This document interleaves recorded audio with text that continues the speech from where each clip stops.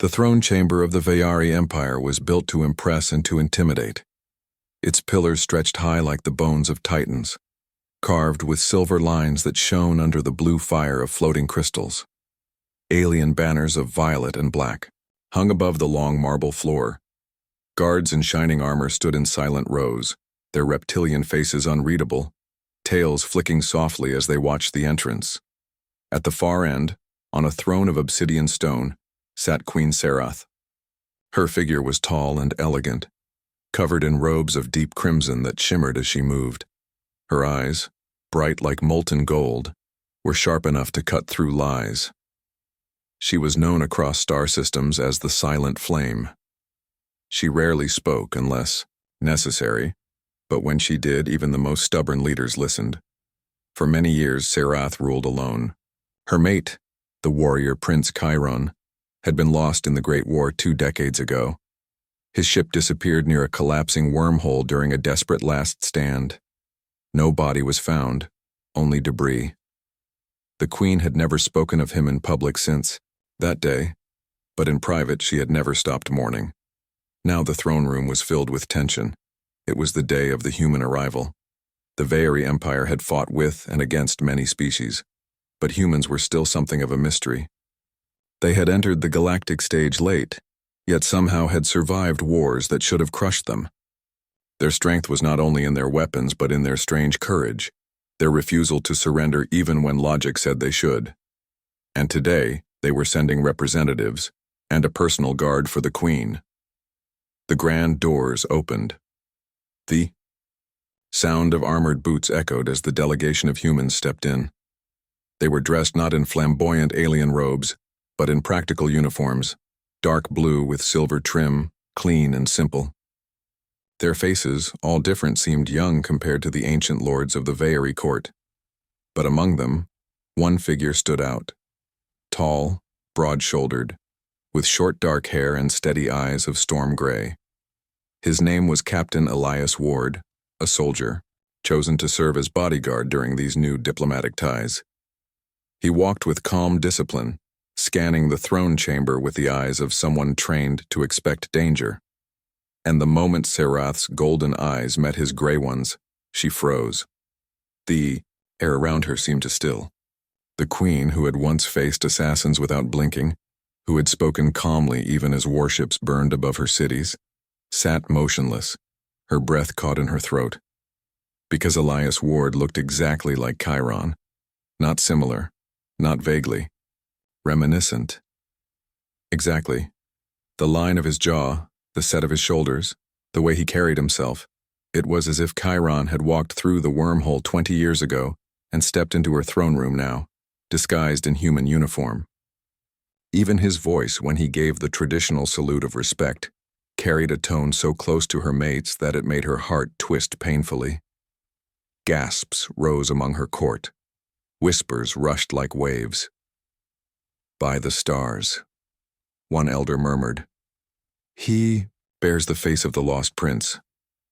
Is this sorcery? A human trick?" Serath clenched her fingers around the arm of her throne. She forced herself to breathe, to remain composed. A queen could not show weakness, not even for a heartbeat. Yet her eyes could not leave the human guard standing in front of her. Elias shifted uneasily under her gaze. He had been warned the Veyari queen was intimidating, but he had not expected this. Why was she staring at him like that? Like she had seen a ghost? Finally, Serath spoke, her voice cool but heavy with restraint. "You are Captain Elias Ward?" "Yes, Your Majesty," Elias replied firmly. His voice echoed through the chamber. "Assigned by the Human Alliance to serve as your guard during this diplomatic accord." The words should have meant nothing. But the timbre, the rhythm, it was Chiron's voice speaking to her again through another body. Her chest ached with memories she thought she had buried. One of her advisors, a thin alien with blue scales, stepped forward. "My queen," he hissed softly. "This must be some human scheme. They have crafted him to resemble the lost one. It is manipulation." Serath raised a hand, silencing him. Her golden eyes never left Elias. "Step closer," she commanded. The human obeyed without hesitation.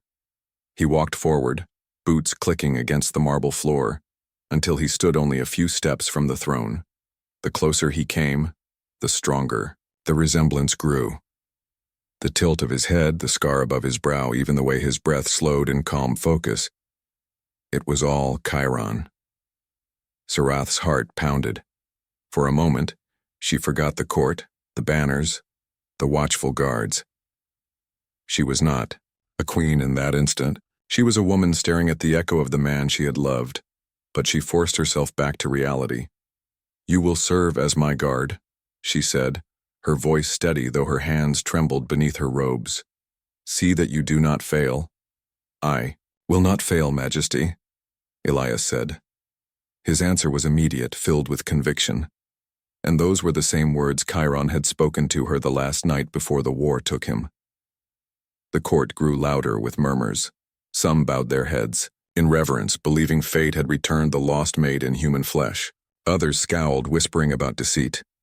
Sarath rose slowly from her throne. "Enough," she declared. "The matter is closed." The chamber fell silent. The queen turned, her robes flowing like liquid flame as she left the hall. But even as she walked away, her eyes remained locked on Elias for a heartbeat longer than protocol allowed. Elias watched her go, his brows furrowed in confusion. He had served as a soldier on many fronts, but never before had a mission begun with such strange intensity. Why had the queen stared at him with such pain and recognition? Why had the court reacted as though he was someone else entirely? He could not know yet that his face had reopened wounds 20 years old. He could not know that fate had tied his path to the queen's in a way that would shake empires. But deep inside, as he stood alone in the vast throne room while the Veyari nobles whispered around him, Elias felt a strange pull in his chest, like he had been here before, like this place, this moment, was not entirely new. The palace of the Veyari Empire stood like a fortress of crystal and stone, shining under the twin suns. Its long halls were filled with whispers since the day the human guard arrived. Everyone spoke of him, the man who looked like the queen's lost mate. Queen Sarath heard those whispers wherever she went. She pretended not to notice, but inside, her thoughts burned. She could not forget the face of Captain Elias Ward. Every step he took, every word he spoke, every small gesture was like a knife of memory. She told herself again and again, "It is only coincidence. Humans have millions of faces. Some chance of resemblance must exist." But no, this was not mere resemblance. This was too exact. The curve of his jaw, the scar above his brow, even the way he stood at attention, it was all Chiron. For nights, Sarath could not sleep. She would stand by her balcony staring into the stars, remembering the last day she had seen her mate. Memories of a lost Prince Chiron had been fearless. When the Great War raged, when enemy fleets tore across their borders, it was Chiron who rallied the soldiers. He had laughed even in the face of danger, telling Sarath, "If the stars fall, I will still find you in the dark." And then came the Battle of the Wormhole. His ship had gone to hold the line while Sarath commanded from the flagship. The enemy unleashed weapons that tore space itself apart. The wormhole collapsed in on itself, pulling ships and wreckage into its hungry mouth. Chiron's vessel was caught in the storm of light. Sarath had screamed his name across the comms. His last words to her were simple, steady. "I will not fail." Then silence. Only silence. She had ruled alone ever since. And now, after 20 years, this human had appeared with the same face, the same voice, the same words. The secret investigation, Sarath could not ignore it. Quietly, without telling her advisors, she ordered a private investigation into Captain Elias Ward. She summoned archivist Talon, the most trusted keeper of knowledge in the Empire. He was old, his scales faded to gray, but his mind was sharp. "My queen," he said, bowing low, "you ask for records of this human soldier. Why?" "That is not your concern," Sarath answered coldly. "You will gather everything. His birth, his bloodline, his training, his history. Leave nothing hidden." Talon hesitated. "Majesty, there are rumors already. The court says he is the prince returned. If I search too openly, the whispers will grow louder. Serath's golden eyes flashed. Then search quietly. The archivist obeyed. Days later, he returned with the reports. Elias Ward was born on Earth in a small coastal city. His family were ordinary. His father, a mechanic. His mother, a teacher. His record was clean. He rose through the military, ranks with skill and determination. There was no sign of alien blood, no strange experiments, no hidden manipulation. He is human, Talon said carefully. Entirely human. Nothing more. Serath dismissed him, but her heart was not at peace. If the records were true, then how could this be? Coincidence could not explain the way Elias spoke words that only Chiron had once said. She decided to test him herself. The Queen's Watch Elias did not understand why the Queen stared at him so often. At first he thought it was a test. Perhaps she did not trust humans yet. But the way her eyes lingered on his face felt different. It was not suspicion. It was searching. One evening, after a long day of standing guard outside her chamber, Elias was dismissed. But as he turned to leave, the Queen's voice called to him. "Captain Ward, enter." He stepped inside. The Queen stood by her balcony, stars glittering behind her.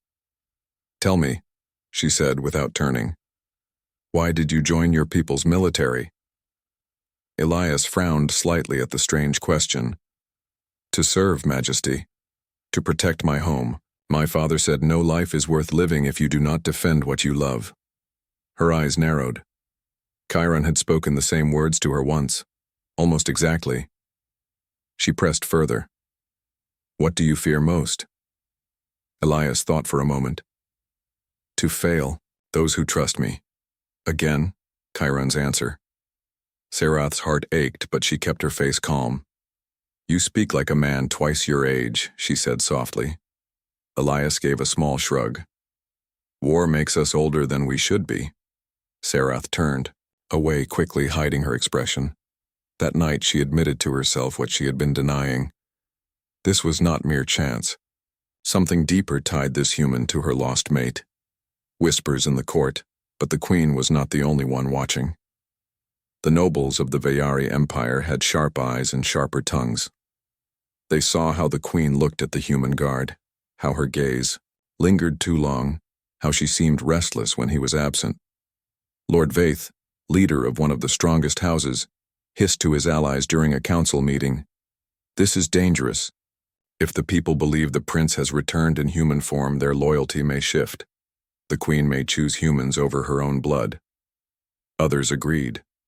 Some thought it was prophecy, that the prince's spirit had returned. Others thought it was manipulation, that humans had shaped this soldier to control the Queen.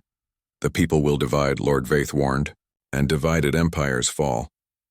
Already whispers spread in the streets. "The Queen's mate has come back. The human is the chosen one. Destiny walks again." The Queen struggled, alone in her chamber. Serath stood before a mirror. Her reflection showed a strong ruler, tall and unshaken. But her heart was not as steady. For 20 years she had carried her grief in silence. For 20 years she had been queen first and woman second. But now, looking into Elias's face, she felt both again.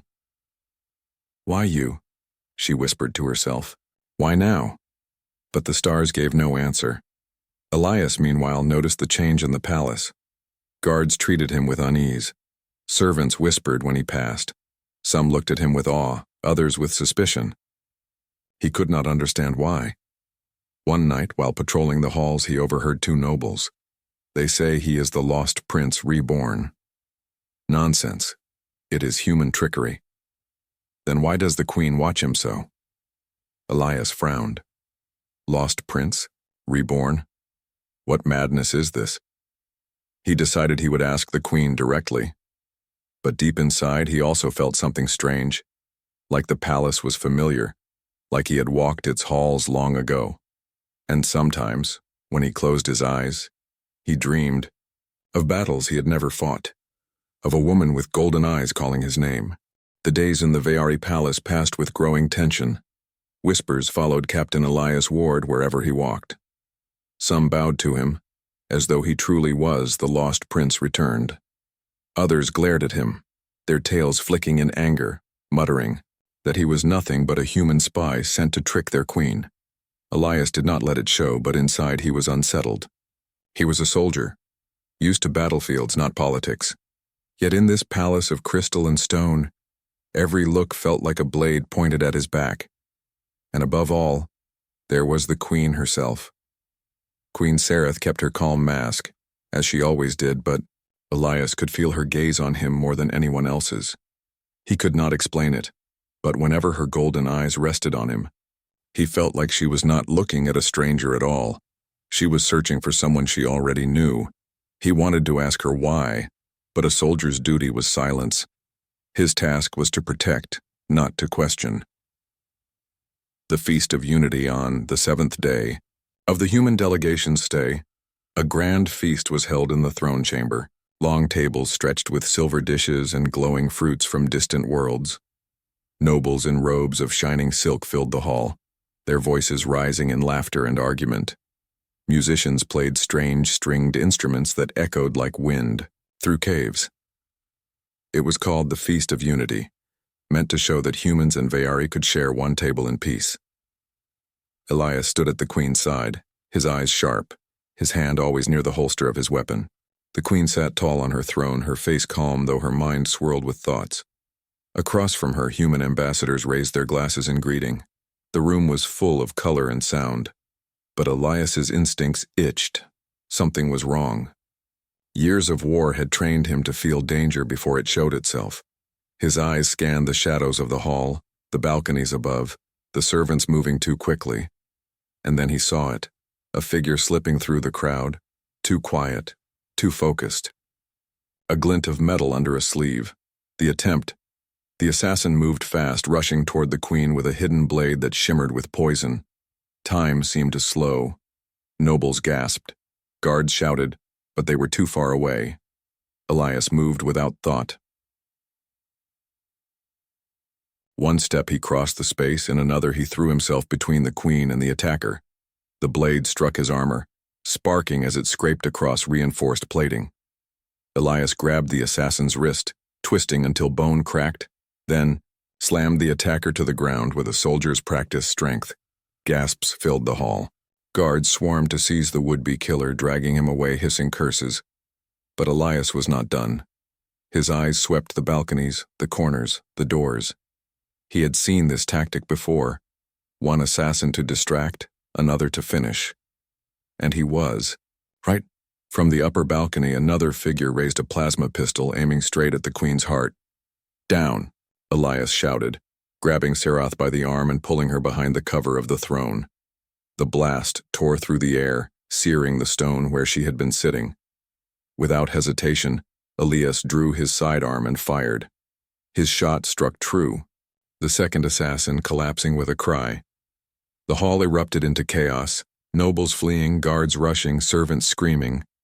But through it all, Elias stayed in front of the queen, his body a shield, his weapon steady. Aftermath. When the hall was finally secured, silence fell. The assassins were dragged away and the nobles whispered in fear and awe. Queen Serath rose slowly, her golden eyes fixed on Elias. For the first time in years, she felt something she had not allowed herself to feel. Safety. Not from her guards, not from her council, but from this human soldier who had stood between her and death without hesitation. "Are you harmed, Majesty?" Elias asked, his voice calm though his chest still rose and fell with the rush of battle. Serath shook her head. "No, thanks to you." Her words carried weight. Around them, everyone heard. The queen had acknowledged him. The nobles bowed their heads, unsure what to make of this human who had saved their ruler like a warrior of legend. Some looked at him with respect, others with suspicion, but none could deny his courage. Private conversation. Later that night, in the quiet of her private chamber, Serath summoned Elias. He entered carefully, bowing. "You called for me, Majesty?" She stood by the balcony again, the stars bright behind her. For a long moment she said nothing, only studied him. Then her voice came, softer than before. You risked your life without hesitation. Why? Elias frowned slightly. It is my duty, Majesty. Duty is one thing, Sarath replied. But you moved before anyone else, faster than trained guards who have served me for years. That was not duty alone.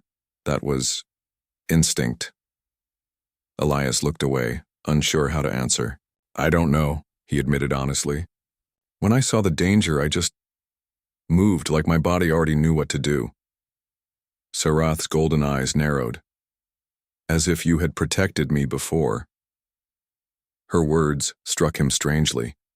He remembered flashes from the moment when he had pulled her down when the plasma bolt flew past.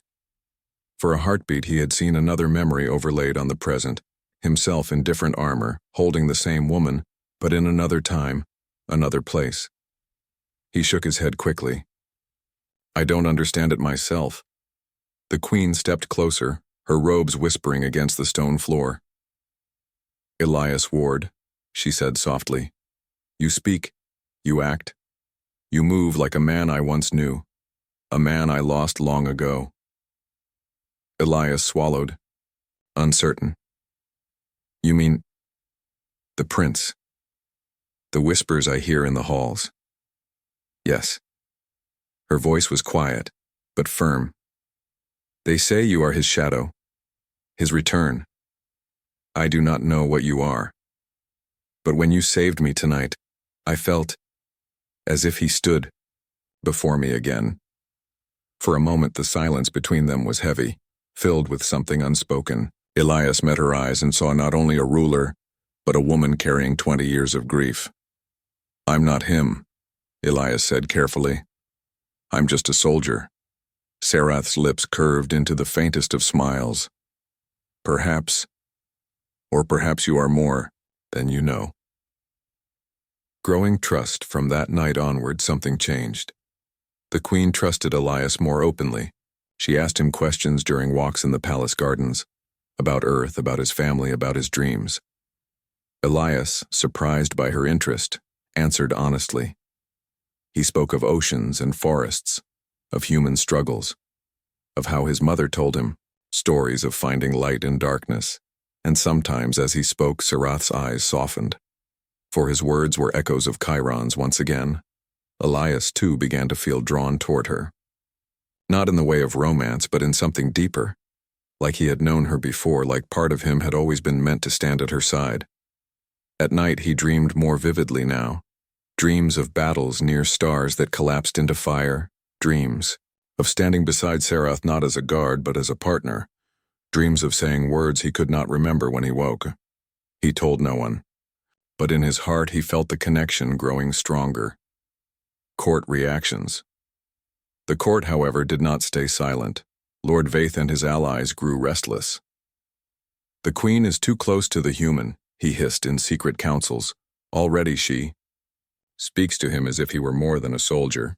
The people whisper of destiny. If she names him as heir to the throne, what then? Shall we be ruled by humans?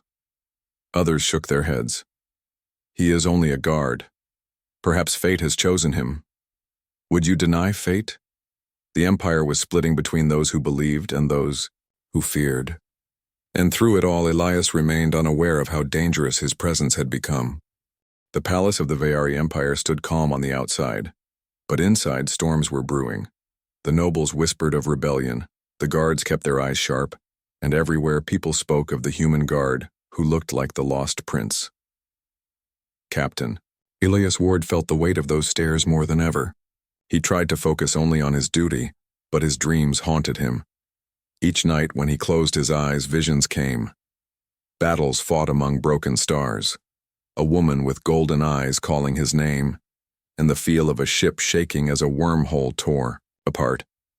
He woke each morning with sweat on his brow, his heart heavy, as if he were remembering someone else's life.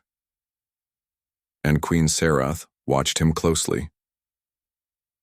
The queen's decision, one evening, as the suns dipped behind the crystal towers, Sarath summoned Elias to her private study. The chamber was filled with old maps, glowing crystals, and shelves of records that stretched to the ceiling. "You have been here for weeks now," she began, her voice calm but heavy. "And in that time you have saved me twice and spoken words only one man ever spoke. Elias Ward, you carry shadows you do not understand." Elias shifted uneasily. "I know, Majesty. These dreams I keep having, they're not mine. But they feel real. Too real. I don't know what's happening to me." Sarath stepped closer, her golden eyes sharp. "There may be an answer. 20 years ago, my mate Chiron vanished near a wormhole. His ship was torn apart, but his body was never found. Records say the wormhole collapsed in a way never seen before. Some believe it was a simple death, but others—" She paused. "Others believe time itself bent there." "Time?" Elias repeated. "Yes," Sarath said firmly. "A temporal fold. A place where past and future can cross. If his ship was caught inside, his body may have been destroyed, but not his essence, not his mind, not his will. Perhaps pieces of him were carried across time and space, into another." Elias froze. The thought felt impossible, yet his dream said otherwise. "You mean me?" Sarath nodded slowly. "I mean you." The archivist's records to find the truth. Sarath called for Archivist Talon. The old keeper of knowledge shuffled into the chamber, his arms heavy with glowing tablets of data. "My queen," he rasped, bowing. "You seek answers of the wormhole. I have brought all that remains." He spread the records across the table. Holograms of broken ships appeared, glowing blue lines showing the collapse of the wormhole. "Look here," Talon said, pointing to the recording of energy waves. "When the wormhole folded, it released a burst not only of light, but of thought. Signals, patterns, fragments of consciousness. Scientists dismissed it as static, but I studied deeper. It was not noise. It was a mind unraveling." Sarath's throat tightened. "Chiron's mind." "Yes," Talon whispered. "Scattered into the void. Fragments of memory, emotion, and will. If the human ship or his ancestor's line was touched by that fold, the fragments could have settled within him. Not flesh, not blood, but echoes." Elias stepped back, his hands trembling. Suddenly his dreams made sense. They were not madness. They were memories not his own, fragments of Chiron inside him. "I'm carrying him," Elias said slowly. "Not his body, not his soul, but his shadow." Sarath looked at him, her heart torn between grief and wonder. "Then it is true. That is why you feel familiar, why you move as he did. You are not Chiron, Elias Ward, but part of him lives in you." The conspiracy. While Sarath and Elias studied the past, the court moved in darkness. Lord Vaith gathered his allies in a secret chamber beneath the palace. Their faces glowed in the red light of hidden crystals. "This cannot continue," Vaith hissed. "The queen grows closer to the human each day. Soon she will declare him as something more, perhaps even heir to the throne. Will we bow to a human? Will we let our empire be ruled by another species?" Murmurs of anger rose. Some agreed, some hesitated. Vaith slammed his tail against the stone. "Enough waiting. The queen has lost her mind to grief. If we do not act, the empire will fall under human control. We must remove her. And him." The seeds of rebellion were planted that night. Strange visions. Meanwhile, Elias struggled with his growing visions. Each time he closed his eyes, he felt stronger echoes. He could see Sarath's face, younger, filled with laughter. He could feel the weight of a sword in his hand that was not his. He remembered a promise whispered on the eve of war. "If the stars fall, I will still find you." And one night the dream shifted. He saw the wormhole itself, swirling like a wound in the universe. He felt the ship breaking apart, fire all around, and then a strange pull, as if his very mind was being torn out and sent elsewhere. He woke, gasping, gripping his head. When he told Serath, she listened quietly, her golden eyes unreadable. You are touching pieces of him more clearly now. The question is, why you? Why now? Elias shook his head. I don't know. Maybe the wormhole chose. Maybe fate. Serath whispered, almost to herself. Or maybe he chose you. Growing bond as they worked together through the records. Their bond deepened. Serath, who had closed her heart for 20 years, found herself speaking to Elias of things she had never told anyone. The battles she fought, the weight of ruling alone, the silence of her nights without Chiron. Elias listened, not as a soldier, but as a man who understood loss. He told her of his own struggles, the friends he had lost in war, the burden of being expected to survive when others did not. And sometimes their words overlapped. Elias would finish her sentence before she spoke it. She would answer a question he had not yet asked. It was as though two voices from different times were meeting in the same body. Discovery of the hidden chamber one night. Following a lead from the archivist's data, Serath and Elias searched the deep vaults beneath the palace. There they found a sealed chamber left untouched since the war. Inside were relics of the lost prince, his armor, his sword, his journals. When Elias touched the hilt of the sword, his hand trembled.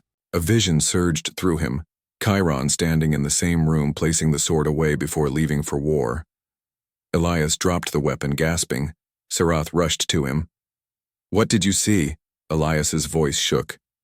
Him, not me. Him. He was here, saying goodbye before the battle. I felt his hands, his thoughts. Serath's throat tightened. It was proof. Elias was carrying more than shadows. He was carrying pieces of Chiron's very memories. The threat revealed as they left the chamber. Serath's guards rushed to her with urgent news.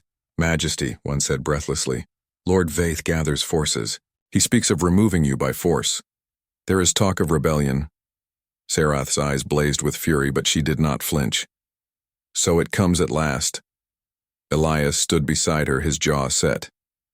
Then you will not face it alone.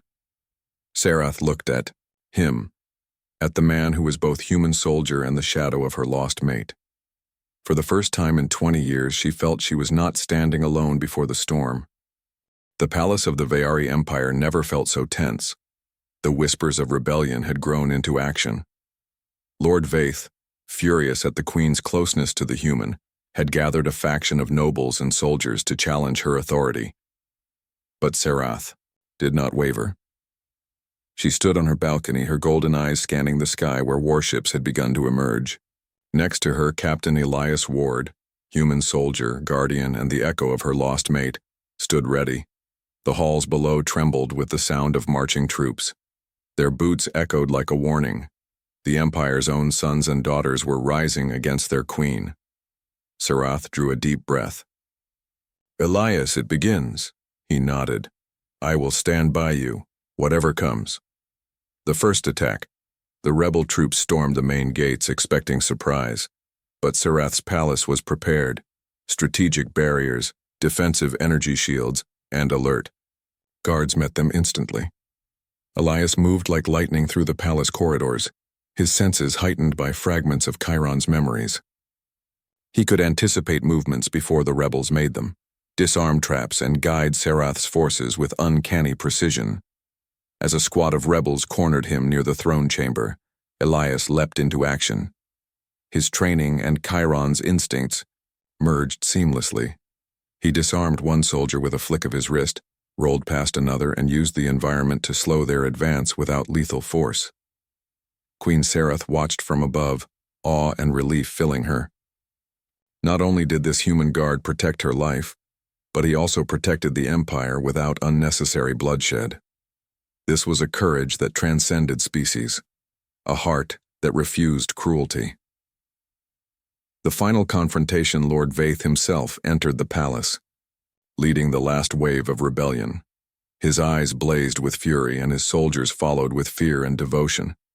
Serath stepped forward, standing tall on the balcony. Vaith, she called, her voice strong, echoing across the courtyard. Your Rebellion ends here. Surrender or face the consequences. Faith laughed, a low, dangerous sound. You trust a human over your own people? You have forgotten what it means to be Veyari. Perhaps, Serath replied. I have remembered what it means to lead. Elias stood at her side, his storm gray, eyes fixed on Vaith. He could feel the fragments of Chiron's memories surging within him. He remembered Chiron's final battle, the choices made in the fire of war, the promise whispered in the dark. Protect her. Protect the people. Survive. He understood what he must do. The power of unity. Elias moved forward calmly. His presence was magnetic. Soldiers and rebels alike froze as he raised his hand. He did not shout, did not attack. But his confidence, his aura, his uncanny timing and movements, all drawn from Chiron's echoes, made the rebels hesitate. Serath raised her hand, signaling the loyalists to hold back. She wanted this to end without destruction. Look at what stands before you, she called out. This is not just a human. He carries the will of those we lost, the courage of those who fell, and the strength to protect all of us. Lay down your arms. End this now. Some rebels faltered, the words of their queen and the silent power of the human guard reaching into their hearts. Elias stepped closer. Vaith, the Empire does not belong to fear.